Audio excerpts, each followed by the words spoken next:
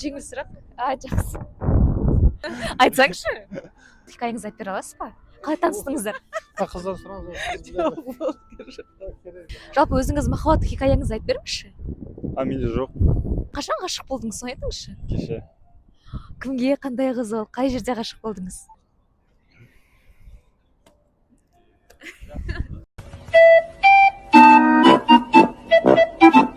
Өздеріңіздің махаббат хикаяңызды айтып беріңізші. Қалай таныстыңыздар? Біз негізі группаласпыз.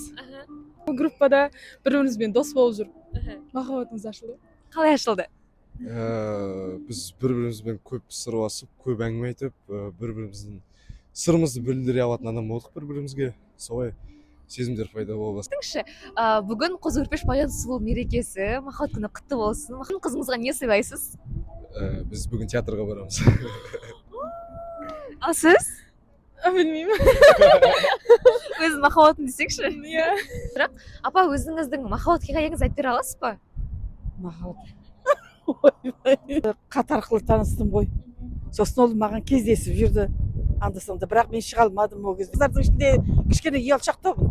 Қыздар жігіттерден қашып нетіп жүремін. Таянбаймын.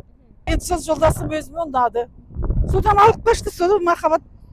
Иә, Неше жасыңызда? 19 жасында, жолдасым 20 жасында. Өкінбейсіз бе тұрмысқа шыққаныңызға? Жоқ, өкінбеймін. Аллаға шүкір, өкінбеймін. Енді марқұм болып кетті ол кісі. 5 жылдар асты.